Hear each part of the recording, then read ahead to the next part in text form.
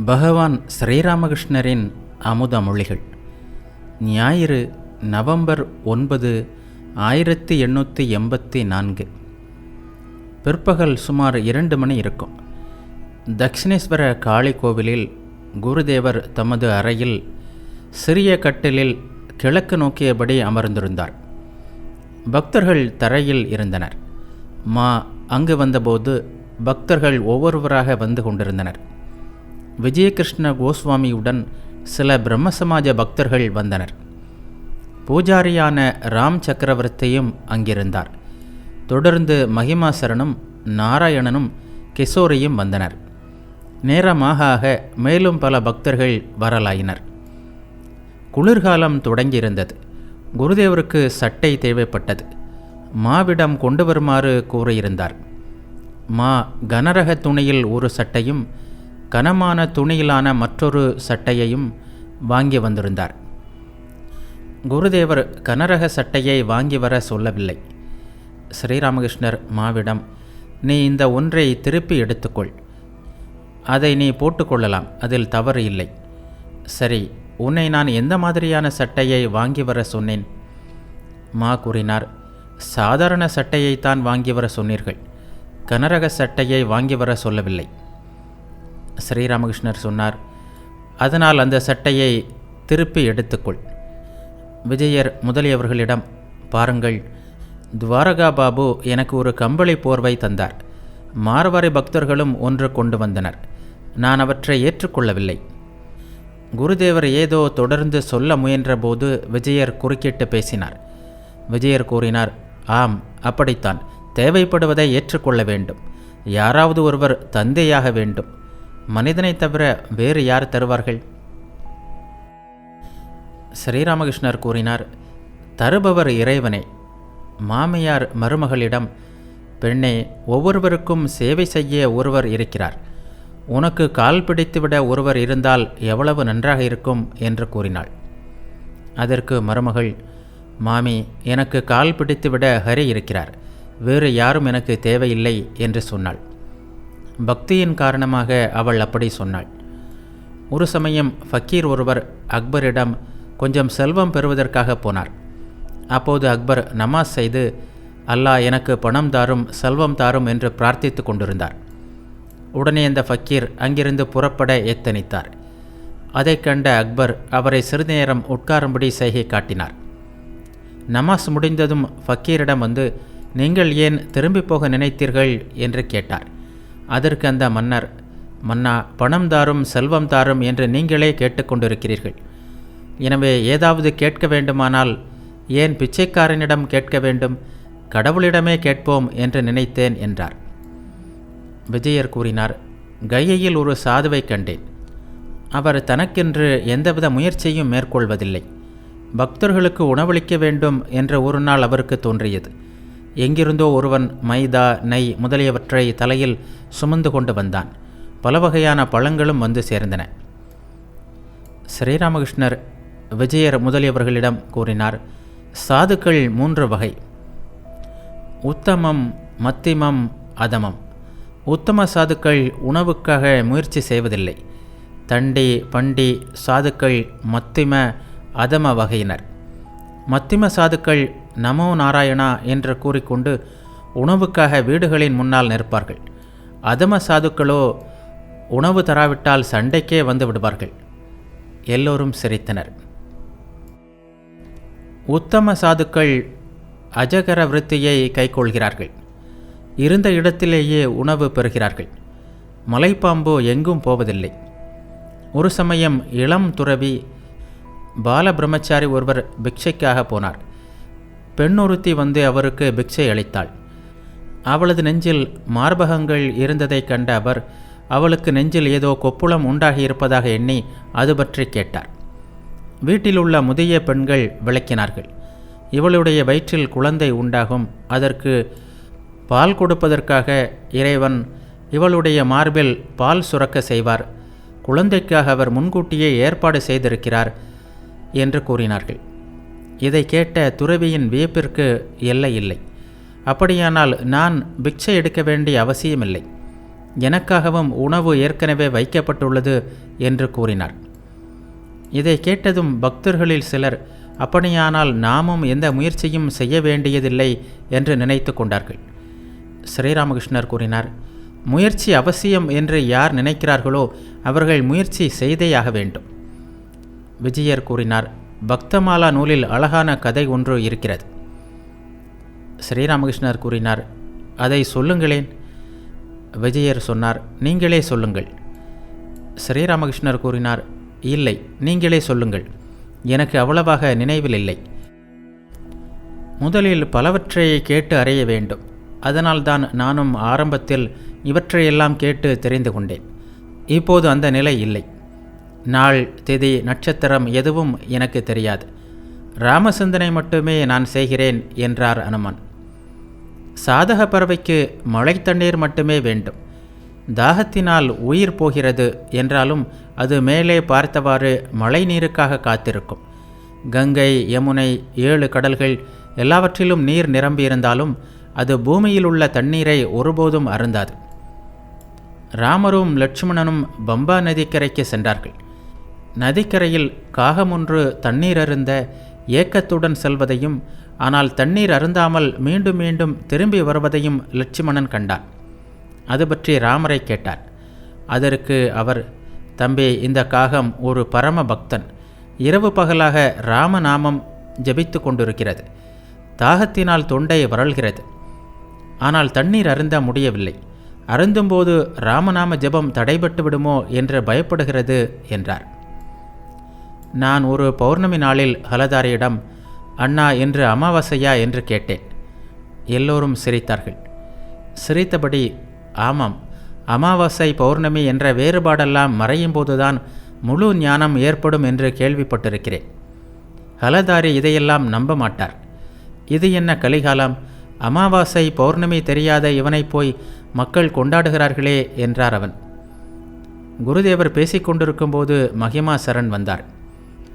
ஸ்ரீராமகிருஷ்ணர் மரியாதையுடன், வாருங்கள் வாருங்கள், உட்காருங்கள். விஜயர் முதலியவர்களிடம், இந்த நிலையில் இன்ன நாள் என்ற நினைவெல்லாம் இருப்பதில்லை. அன்று வேணி மாதவ பாலின் தோட்டத்தில் விழா நடைபெற்றது. நாள் எனக்கு மறந்துவிட்டது. இன்ன நாள் சங்கராந்தி அன்று நன்றாக நாம பஜனை செய்ய வேண்டும் என்று நினைப்பேன். பிறகு எல்லாம் மறந்துவிடும். சிறிது யோசித்துவிட்டு, ஆனால் இன்னவர் வருவார் என்றால் அது நினைவில் நிற்கும். 16 அணா மனமும் இறைவனிடம் சென்று விடுவதால் இந்த நிலை ஏற்படுகிறது. ஆஞ்சநேயா, நீ சீதையை பற்றிய செய்தி கொண்டு வந்திருக்கிறாய். எந்த நிலையில் அவளை கண்டாய் சொல் என்று ராமர் அனுமனை கேட்டார். அதற்கு அனுமன், ராமா, சீதையின் உடல் மட்டும்தான் அங்கே கிடக்கிறது. மனமோ உயிரோ அதற்குள் இல்லை. மனத்தையும் உயிரையும் அவள் உனது பாத கமலங்களில் சமர்ப்பித்திருக்கிறாள். அதனால்தான் உடம்பு மட்டும் அங்கே கிடக்கிறது. காலனும் வந்து வந்து போய்க் கொண்டிருக்கிறான். அவனால் என்ன செய்ய முடியும்? வெறும் உடல்தானே அங்கு இருக்கிறது. மனமும் பிராணனும் அதில் இல்லையே என்று கூறினார். எதை பற்றி நினைக்கிறாயோ அதன் இயல்பை பெறுவாய். இரவு பகலாக இறைவனை நினைத்தால் இறை இயல்பு உண்டாகிறது. உப்பு பொம்மை கடலை அளக்க சென்று கடலாகவே ஆகிவிட்டது. புத்தகம், சாஸ்திரம் இவற்றின் நோக்கம் என்ன? இறை அனுபூதி பெறுவது. ஒரு சாதுவின் புத்தகத்தை திறந்து பார்த்தபோது அதில் ஒவ்வொரு பக்கத்திலும் வெறும் ராமநாமம் மட்டுமே எழுதப்பட்டிருந்தது. வேறு எதுவும் இல்லை. இறைவனிடம் அன்பு உண்டாகுமானால் சிறிது முயற்சி செய்தாலே ஆன்மீக விழிப்பு ஏற்பட்டு விடுகிறது. அந்த நிலையில் ஒரு முறை ராமநாமத்தை உச்சரித்தாலே கோடி சந்தியாவந்தனம் செய்த பலன் கிடைக்கும். மேகத்தை கண்டதும் மயிலிடம் கிளர்ச்சி உண்டாகிறது. மகிழ்ச்சியினால் தோகை விரித்து ஆடுகிறது. ராதைக்கும் இந்த நிலை ஏற்பட்டிருந்தது. மேகத்தை கண்டால் அவளுக்கு கிருஷ்ணனின் நினைவு வந்துவிடும். சைத்தன்ய தேவர் மேட்டுவாக்கு கிராமம் வழியாக சென்று கொண்டிருந்தார். அந்த கிராமத்தின் மண்ணிலிருந்துதான் கோல் செய்யப்படுகிறது என்று கேள்விப்பட்டார். உடனே பரவசத்தில் புற நினைவு இழந்துவிட்டார். ஹரிநாம பஜனை வேளைகளில் கோல் அடிப்பார்கள் அல்லவா? யாருக்கு ஆன்மீக விழிப்பு ஏற்பட்டிருக்கிறது? யாரிடமிருந்து உலகியல் மறைந்து விட்டதோ அவருக்கு. யாரிடம் உலகியல் சாறு வற்றிவிட்டதோ அவருக்கு சிறு முயற்சியாலேயே விழிப்பு ஏற்பட்டு விடுகிறது. தீக்குச்சி ஈரமாக இருந்தால் 1000 முறை கிழித்தாலும் எரியாது. நீர் வற்றிவிட்டால் சிறிது உரசினாலே குப்பென்று பற்றிக்கொள்ளும். உடம்பில் சுகதுக்கங்கள் இருக்கவே செய்கின்றன. இறை அனுபூதி பெற்றவன் மனம், உயிர், உடல், ஆன்மா எல்லாவற்றையும் இறைவனுக்கு அர்ப்பணித்து விடுகிறான். பம்பா நதியில் குளிக்க சென்றபோது ராமனும் லட்சுமணனும் கரையில் வில்லை ஊன்றி வைத்தார்கள். குளித்த பிறகு வில்லை எடுத்தான் லட்சுமணன். அதில் இரத்தம் தோய்ந்திருப்பதைக் கண்டான். ராமர் கூறினார், தம்பி, இங்கே பார், ஏதோ பிராணி காயப்பட்டிருப்பது போல் தோன்றுகிறது என்றார். லட்சுமணன் மண்ணை கிளறி பார்த்தான். அங்கே பெரிய தவளை ஒன்று சாகும் தருவாயில் இருந்தது. அதை கண்ட ராமர் கருணை ததும்பும் குரலில் அதனிடம், நீ ஏன் கத்தவில்லை? நாங்கள் உன்னை காப்பாற்ற முயன்றிருப்போமே. பாம்பு பிடிக்கும்போது உறக்க கத்துகிறாயே என்றார். அதற்கு தவளை, ராமா, பாம்பு பிடிக்கும்போது ராமா காப்பாற்று, ராமா காப்பாற்று என்று கத்துவேன். ஆனால் இப்போது ராமரே என்னை குத்துகிறார், அதனால்தான் மௌனமாக இருந்தேன் என்றது. குருதேவர் சிறிது நேரம் மகிமர் முதலிய பக்தர்களை பார்த்த வண்ணம் அமைதியாக இருந்தார். மகிமாசரன் குருவை ஒப்புக்கொள்வதில்லை என்பதை குருதேவர் கேட்டிருந்தார். குருதேவர் பேசத் தொடங்கினார். குருவின் சொற்களில் நம்பிக்கை வைப்பது நல்லது. அவரது வாழ்க்கையை ஆராய வேண்டியதில்லை. என் குரு கள்ளுக்கடைக்கு போனாலும் அவர் எனக்கு குரு நித்தியானந்தரே. இங்கே ஒருவன் தேவி மகாத்மியமும் பாகவதமும் படிப்பான். துடைப்பம் தொடத்தகாத ஒன்று, உண்மைதான். ஆனால் அது இடத்தை சுத்தம் செய்கிறது என்று அவன் கூறுவதுண்டு. மகிமாசரன் வேதாந்த ஆராய்ச்சி செய்பவர். பிரம்மஞானம் அவரது நோக்கம். அவர் ஞான நெறியை பின்பற்றுபவர். எப்போதும் ஆராய்ச்சியில் ஈடுபட்டிருப்பார். ஸ்ரீராமகிருஷ்ணர் மகிமரிடம், ஞானியின் நோக்கம் தன் உண்மை இயல்பை அறிவது. இதன் பெயர்தான் ஞானம். இதன் பெயர்தான் முக்தி. நமது சொந்த இயல்பு பரபிரம்மம். நானும் பரபிரம்மமும் ஒன்று. மாயை இதை அறிய விடாமல் தடுக்கிறது. வேறு ஒன்றுமில்லை. தங்கத்தின் மீது சிறிது மண் படிந்திருக்கிறது. அந்த மண்ணை அப்புறப்படுத்திவிடு என்று நான் ஹரிஷிடம் கூறினேன். பக்தர்கள் நான் என்பதை வைத்துக் கொள்கிறார்கள். ஞானிகள் வைத்துக் கொள்வதில்லை. சொந்த இயல்பிலேயே நிலைத்திருப்பது எப்படி என்பதை நங்கடா எனக்கு உபதேசித்தார். மனத்தை புத்தியில் ஒடுக்கு, புத்தியை ஆன்மாவில் ஒடுக்கு. அப்போது சொந்த இயல்பில் இருக்க முடியும். ஆனால் நான் இருக்கத்தான் செய்யும், போகாது. எல்லையற்று பரந்த வெள்ளம் போல் மேலே கீழே, முன்னால் பின்னால், இடது பக்கம் வலது பக்கம் எங்கும் தண்ணீர் மயம். அந்த தண்ணீர் பரப்பின் நடுவில் நீர் நிரம்பிய குடம் ஒன்று இருக்கிறது. உள்ளும் புறமும் தண்ணீர் இருந்தாலும் குடம் இருக்கவே செய்கிறது. அந்த குடம்தான் நான். ஞானியின் உடம்பு முன்பு போலவே தான் இருக்கிறது. ஆனால் ஞான நெருப்பால் காமம் முதலிய பகைகள் எரிக்கப்பட்டிருக்கும். பல நாட்களுக்கு முன்பு ஒருமுறை புயலும் மழையும் வாரி அடித்தபோது காளி கோவிலின் மீது இடி விழுந்துவிட்டது. நாங்கள் போய் பார்த்தோம். கதவுகளுக்கு எந்த சேதமும் இல்லை.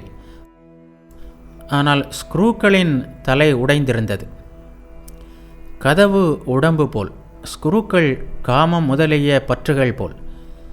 ஞானி ஆன்மீக பேச்சை மட்டுமே விரும்புகிறான். உலகியல் பேச்சு அவனுக்கு மிகுந்த வேதனை தருகிறது. உலகியல் மக்கள் வேறு ரகத்தினர். அவர்களின் அவித்தியை தொப்பி விழவில்லை. அதனால்தான் சுற்றி வளைத்து கொண்டு மீண்டும் மீண்டும் உலகியல் பேச்சுக்கே வருகிறார்கள். வேதத்தில் 7 பூமிகளை பற்றி சொல்லப்பட்டுள்ளது. ஞானி 5வது பூமியை அடையும் போது இறைவனை பற்றிய பேச்சை தவிர வேறு எதையும் அவனால் கேட்கவோ பேசவோ முடிவதில்லை. அந்த நிலையில் அவனது வாயிலிருந்து ஞான உபதேசம் மட்டுமே வெளிப்படுகிறது. இவ்வாறெல்லாம் பேசுவதன் மூலம் ஸ்ரீ குருதேவர் தமது நிலையையே குறிப்பிடுகிறாரா? குருதேவர் தொடர்ந்தார். வேதத்தில் சச்சிதானந்த பிரம்மம் பற்றி உள்ளது. பிரம்மம் ஒன்றுமல்ல, இரண்டுமல்ல, 1, 2 இவற்றின் இடையே உள்ளது. அதை இருக்கிறது என்றும் சொல்ல முடியாது, இல்லை என்றும் சொல்ல முடியாது. இருக்கிறது இல்லை என்ற இரண்டிற்கும் இடையில் அது உள்ளது. ராகபக்தி ஏற்பட்டால், அதாவது இறைவனிடம் அன்பு உண்டானால் அவரை பெற முடியும். வைதி பக்தி வருவது போல் அதே வேகத்தில் போயும் விடும். இவ்வளவு ஜெபம், இவ்வளவு தியானம் செய்ய வேண்டும், இவ்வளவு யாகம் யஜ்ஞம் ஹோமம் செய்ய வேண்டும், இன்னின்ன உபச்சாரங்களுடன் பூஜை செய்ய வேண்டும், பூஜை வேளையில் இன்னென்ன மந்திரங்களை சொல்ல வேண்டும், இப்படி விதிமுறைகளின்படி செய்வது வைதி பக்தி. இது வருகின்ற வேகத்தில் போயும் விடும். தம்பி, எவ்வளவு ஹவிஸ் சாப்பிட்டேன், வீட்டில் எத்தனை முறை பூஜை செய்தேன், ஆனால் ஒன்றும் நடக்கவில்லை என்று பலர் சொல்வதை கேட்டதில்லையா? ராகபக்தியில் வீழ்ச்சி கிடையாது. யாருக்கு ராகபக்தி தோன்றும்? முற்பிறவியில் யார் பாடுபட்டிருக்கிறார்களோ அவர்களுக்கு, அல்லது நித்திய சித்தர்களுக்கு. பாழடைந்த வீட்டில் குப்பை கூளங்களையும் செடி கொடிகளையும் அகற்றி கொண்டிருக்கும்போது எதேச்சையாக நீரூற்று ஒன்றை கண்டுபிடிப்பது போன்றது அது.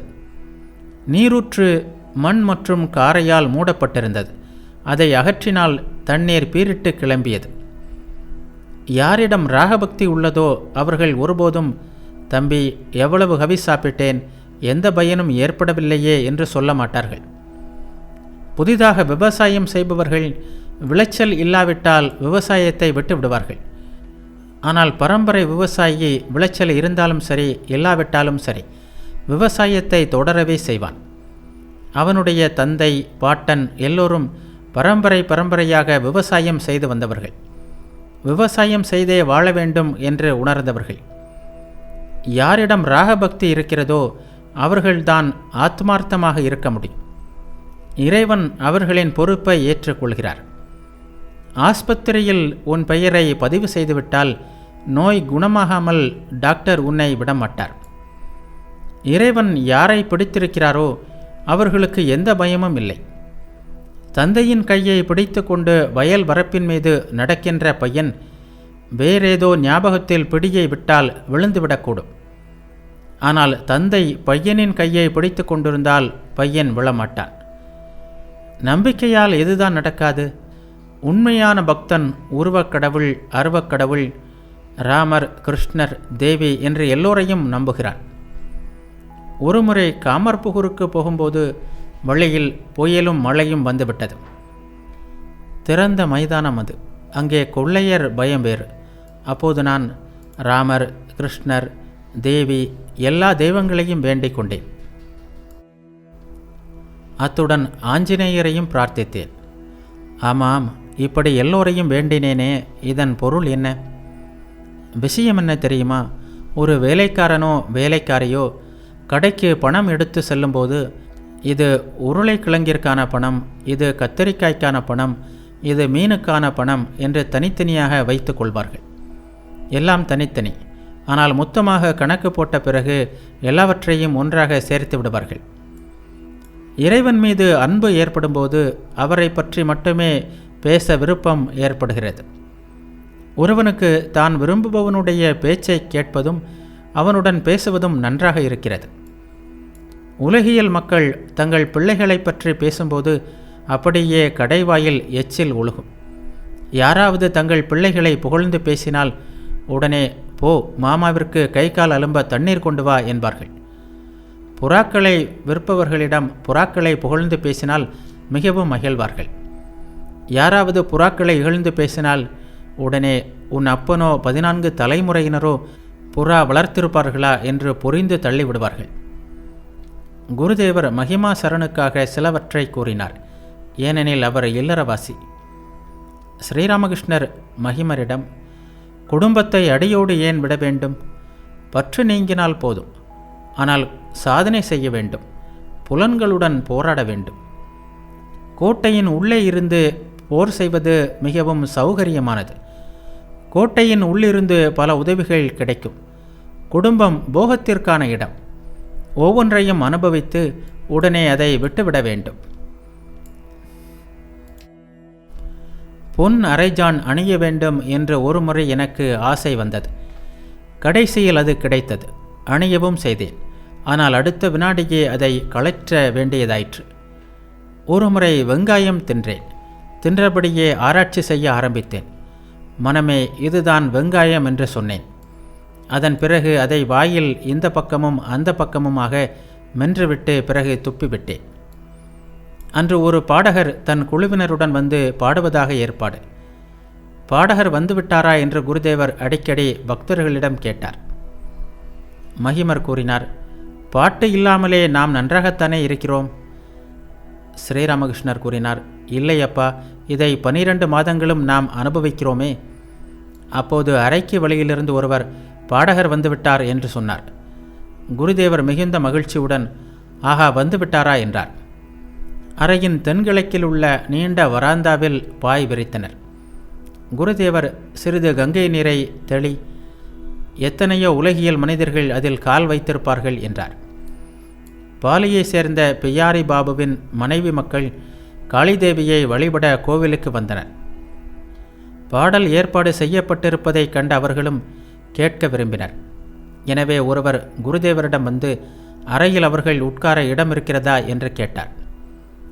பாட்டை கேட்டுக்கொண்டிருந்த குருதேவர், இல்லை, இங்கே எங்கே இடம் இருக்கிறது என்று கூறினார். நாராயணன் வந்து குருதேவரை வணங்கினான். குருதேவர் அவனிடம், நீ ஏன் வந்தாய்? நீ இங்கு வரக்கூடாது என்று உன் வீட்டினர் உன்னை அப்படி அடித்தார்களே என்று கேட்டார். நாராயணன் குருதேவரின் அறை பக்கமாக வந்து போவதைக் கண்ட குருதேவர் பாபுராமிற்கு சைகை காட்டி அவனுக்கு ஏதாவது தின்பதற்கு கொடுக்குமாறு கூறினார். நாராயணன் அறைக்குள் சென்றான். திடீரென்று குருதேவரே எழுந்து அறைக்குள் சென்றார். தம் கைகளாலேயே நாராயணனுக்கு ஊட்டினார். நாராயணன் சாப்பிட்ட பிறகு மீண்டும் வந்து உட்கார்ந்து பாட்டை கேட்கலானார். விஜயகிருஷ்ண கோஸ்வாமி, மகிமர், நாராயணன், அதர், மா, சிறிய கோபால் முதலிய பல பக்தர்கள் வந்திருந்தனர். ராக்காலும் பலராமும் பிருந்தாவனத்தில் இருந்தனர். மணி 3 அல்லது 4 இருக்கும். குருதேவர் வராந்தாவில் உட்கார்ந்து பாட்டை கேட்டுக்கொண்டிருந்தார். நாராயணன் வந்து அவரது அருகில் உட்கார்ந்தான். பக்தர்கள் பலர் சுற்றி இருந்தனர். அப்போது அதர் வந்து சேர்ந்தார். அதரை கண்டதும் குருதேவர் பரபரப்படைந்தார். அவர் குருதேவரை வணங்கிவிட்டு உட்கார சென்றபோது குருதேவர் சைகை காட்டி இன்னும் அருகில் வந்து உட்காருமாறு கூறினார். பாடல் நிறைவுற்றது. கூட்டம் கலைந்தது. பக்தர்கள் தோட்டத்தில் இங்குமங்குமாக உலவிக் கொண்டிருந்தார்கள். சிலர் அன்னை காளி, ராதாகாந்தர் கோவில்களில் மாலை ஆரத்தி காண சென்றனர். மாலை சாய்ந்தது. குருதேவரின் அறையில் பக்தர்கள் மீண்டும் வந்து கூடினர். அறையிலேயே பாட்டு நிகழ இருந்தது. குருதேவர் மிகவும் உற்சாகமாக இருந்தார். விளக்கில் இந்த பக்கமும் ஒரு திரி போடு என்றார். 2 பக்கமும் திரிகள் எரிந்ததால் அறை முழுவதும் நல்ல வெளிச்சம் பரவியது. குருதேவர் விஜயரிடம், நீங்கள் ஏன் அங்கே உட்கார்ந்திருக்கிறீர்கள்? எங்கே வந்து உட்காருங்கள் என்றார். சங்கீர்த்தனத்தின் வேகம் கூடியது. குருதேவர் போதையில் தம்மை மறந்து ஆடினார். பக்தர்கள் அவரை சுற்றி சுற்றி வந்து ஆடினார்கள். விஜயர் ஆடியதில் ஆடை கூட அவிழ்ந்து விட்டது. அவருக்கு அது பற்றிய உணர்வே இல்லை. கீர்த்தனம் நிறைவுற்ற போது விஜயர் சாவியை தேடினார். அது எங்கோ விழுந்துவிட்டது. இதற்கும் ஒருமுறை ஹரிநாமம் சொல்லுங்கள் என்று கூறியபடியே சிரித்தார் குருதேவர். பிறகு விஜயரிடம், சாவியெல்லாம் இன்னும் எதற்கு?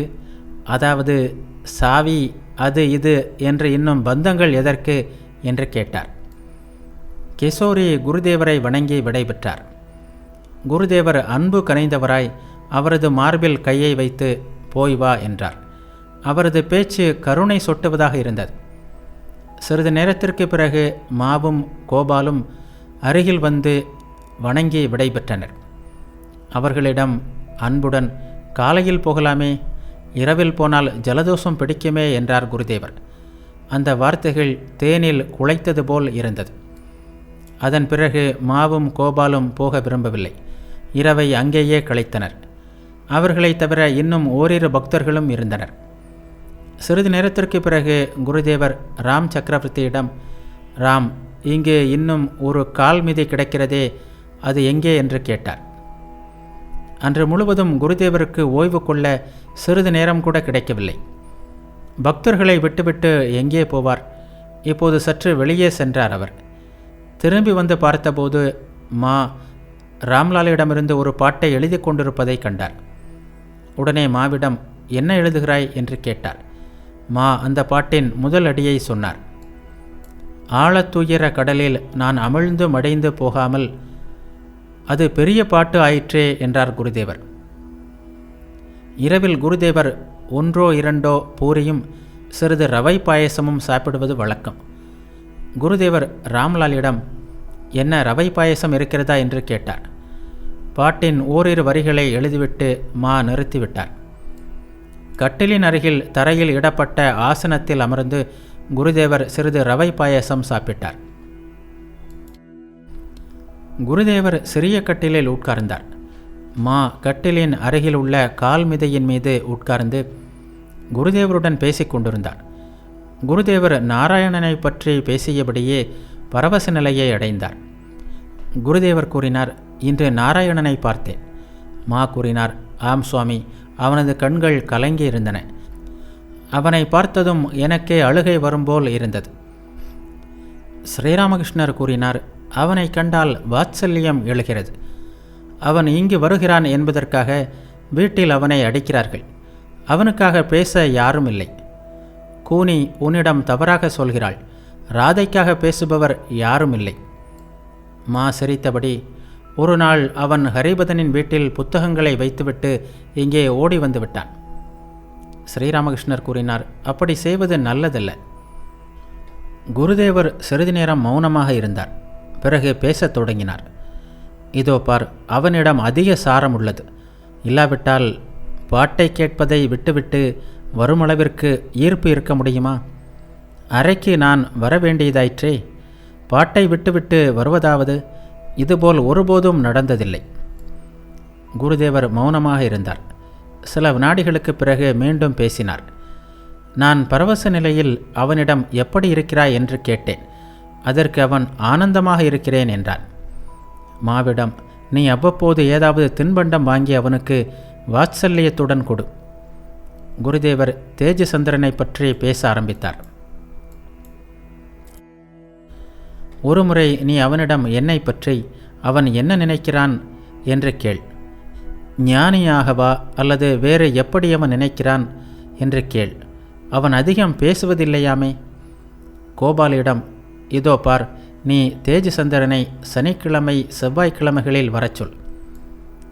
தரையில் ஆசனத்தில் அமர்ந்து குருதேவர் ரவை பாயாசம் சாப்பிட்டு கொண்டிருந்தார். அருகில் விளக்கு தண்டின் மீது விளக்கு எரிந்து கொண்டிருந்தது. குருதேவரின் அருகில் அமர்ந்திருந்தார். இனிப்பு ஏதாவது இருக்கிறதா பார் என்றார் குருதேவர். புதிய வெல்லத்தினால் ஆன இனிப்பு கொண்டு வந்திருந்தார். அது அலமாரியில் இருக்கிறது என்று ராம்லாலிடம் கூறினார். உடனே குருதேவர், எங்கே எடுத்து வா என்றார். பரபரப்புடன் இனிப்பை தேடினார். அது அங்கே இல்லை. பக்தர்களுக்கு கொடுத்து விட்டிருக்க வேண்டும். இதை எதிர்பார்க்கவில்லை. சற்று வருத்தத்துடன் குருதேவரிடம் வந்து அமர்ந்தார். குருதேவர் பேசினார். போகட்டும், ஒரு முறை நான் உன் பள்ளிக்கூடத்திற்கு வந்து பார்த்தால். குருதேவர் நாராயணனை காண்பதற்காகத்தான் பள்ளிக்கு வர விரும்புகிறார் என்று எண்ணிய எங்கள் வீட்டிற்கு வந்தாலே போதுமே என்றார். குருதேவர் கூறினார், அது இல்லை, அதற்கு வேறொரு நோக்கம் உள்ளது. அது என்ன தெரியுமா? வேறு யாராவது இருக்கிறார்களா என்று பார்க்கலாம். கூறினார், கட்டாயம் நீங்கள் வரலாம். மற்றவர்கள் பார்க்க வருவார்கள்.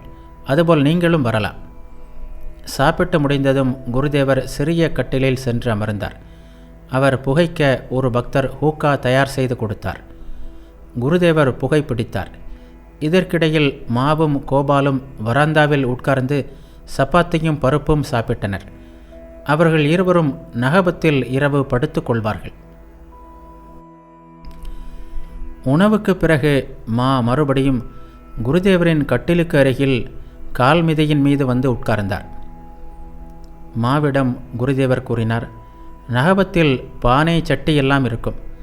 இந்த அறையிலேயே படுத்து கொள்கிறாயா? சரி சுவாமி என்றார் இரவு 10-11 மணி இருக்கும். குருதேவர் சிறிய கட்டிலில் ஓய்வெடுத்து கொண்டிருந்தார். தரையில் உட்கார்ந்திருந்தார். குருதேவர் மாவுடன் பேசினார். சுவருக்கு அருகில் விளக்கு தண்டின் மீது விளக்கு எரிந்து கொண்டிருந்தது. குருதேவர் எதையும் எதிர்பார்க்காத ஒரு கருணை கடல். மாவின் சேவைகளை ஏற்றுக்கொண்டார். ஸ்ரீராமகிருஷ்ணர் கூறினார், இதோ பார், என் கால் வலிக்கிறது, கொஞ்சம் தடவி கொடு. மா சிறிய கட்டிலில் உட்கார்ந்தவாறு குருதேவரின் திருப்பாதங்களை தன் மடியில் வைத்து கொண்டு மெதுவாக வருடி கொடுத்தார். ஸ்ரீராமகிருஷ்ணர் சிரித்தபடி, இன்று பேச்செல்லாம் எப்படி இருந்தது? மிகவும் நன்றாக இருந்தது என்றார் மா. அக்பர் பாதுஷாவை பற்றிய பேச்சு எப்படி இருந்தது என்று கேட்டார் குருதேவர். அருமையாக இருந்தது என்றார் மா. அது என்ன, சொல் பார்க்கலாம் என்றார் குருதேவர். மா கூறினார், ஃபக்கீர் ஒருவர் அக்பரை காண சென்றிருந்தார். அக்பர் அப்போது தொழுது கொண்டிருந்தார். பணம் புகழ் எல்லாம் வேண்டி பிரார்த்தித்தார் அவர். இதை கண்ட ஃபக்கீர் மெல்ல அங்கிருந்து புறப்படலானார். பிறகு அக்பர் அதற்கான காரணம் கேட்டபோது அவர் கூறினார், பிச்சை எடுக்க வேண்டுமானால் ஏன் பிச்சைக்காரனிடம் எடுக்க வேண்டும் என்றார். ஸ்ரீராமகிருஷ்ணர் கூறினார், வேறு என்ன பேச்சு நடந்தது? மா கூறினார், சேர்த்து வைப்பது பற்றிய பேச்சும் நன்றாக இருந்தது. அது பற்றி என்ன பேசினேன் என்று குருதேவர் கேட்டார். மா கூறினார், முயற்சி செய்ய வேண்டும் என்ற எண்ணம் இருக்கும் வரை முயற்சி செய்தேயாக வேண்டும். சேமிப்பு பற்றி சிந்திக்கில் அருமையாக சொன்னீர்கள். என்ன சொன்னேன் என்று குருதேவர் கேட்டார். மா கூறினார், யார் கடவுளையே முற்றிலும் நம்பி இருக்கிறானோ அவனது பொறுப்பை இறைவன் ஏற்றுக்கொள்கிறார். சிறுவனின் பொறுப்பை பாதுகாவலர் ஏற்றுக்கொள்வது போல். இன்னொன்றும் சொன்னீர்கள், விருந்தில் எங்கே உட்கார வேண்டும் என்ற குழந்தைக்கு தெரியாது, யாராவது உட்கார வைக்க வேண்டும். ஸ்ரீராமகிருஷ்ணர் கூறினார், இல்லை, அப்படி சொல்லவில்லை. தந்தை பையனின் கையை பிடித்து அழைத்து சென்றால் அவன் கீழே விழமாட்டான் என்றுதான் சொன்னேன். மா கூறினார், மேலும் 3 விதமான சாதுக்களை பற்றி இன்று சொன்னீர்கள். உத்தம சாது உட்கார்ந்த இடத்திலேயே தனது உணவை பெறுகிறான். இளம் துறவியை பற்றி சொன்னீர்கள். அவன் பெண்ணின் மார்பகத்தை கண்டு நெஞ்சில் கொப்புளம் ஏன் என்று கேட்டான். இன்னும் எவ்வளவோ அரிய விஷயங்களை சொன்னீர்கள். எல்லாம் மிக உயர்ந்த கருத்துக்கள். குருதேவர் சிரித்தபடியே அது என்ன என்று கேட்டார்.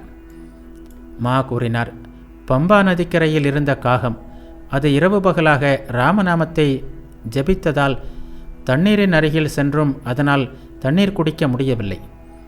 ஒரு சாதுவின் புத்தகம், அதில் முழுவதும் ஓம் ராம் என்று மட்டும் எழுதப்பட்டிருந்தது. அனுமன் ராமரிடம் கூறியது. இவையெல்லாம் சொன்னீர்கள். ஸ்ரீராமகிருஷ்ணர் கூறினார், அது என்ன? மா கூறினார், சீதையை கண்டு வந்தேன். அவளது உடல்தான் வீழ்ந்து கிடக்கிறது. மனம் உயிர் எல்லாவற்றையும் அவள் உனது பாதத்தில் சமர்ப்பித்திருக்கிறாள். சாதக பறவை பற்றி, அது மழைநீரை தவிர வேறு எதையும் பருகாது. மேலும் ஞானயோகம் பக்தி யோகம் பற்றியும் சொன்னீர்கள். அது என்ன என்று குருதேவர் கேட்டார். மா கூறினார், குடம் பற்றிய அறிவு இருக்கும் வரை நான் குடம் என்ற அறிவு இருக்கத்தான் செய்யும்.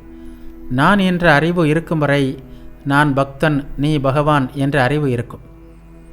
ஸ்ரீராமகிருஷ்ணர் கூறினார், இல்லை, குடம் பற்றிய அறிவு இருக்கட்டும் அல்லது இல்லாமல் போகட்டும், குடம் போகாது. நான் போவதில்லை. 1000 ஆராய்ச்சி செய்தாலும் போகாது. மா சிறிது நேரம் மௌனமாக இருந்தார்.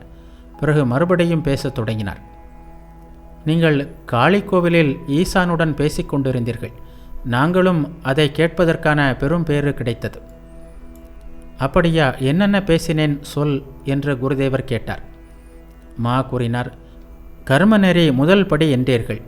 சம்புமல்லிக்கிடம் இறைவன் உங்கள் முன்னால் தோன்றினால் அவரிடம் சில ஆஸ்பத்திரிகளும் டிஸ்பென்சரிகளுமா கேட்பீர்கள் என்று கூறியது பற்றி சொன்னீர்கள்.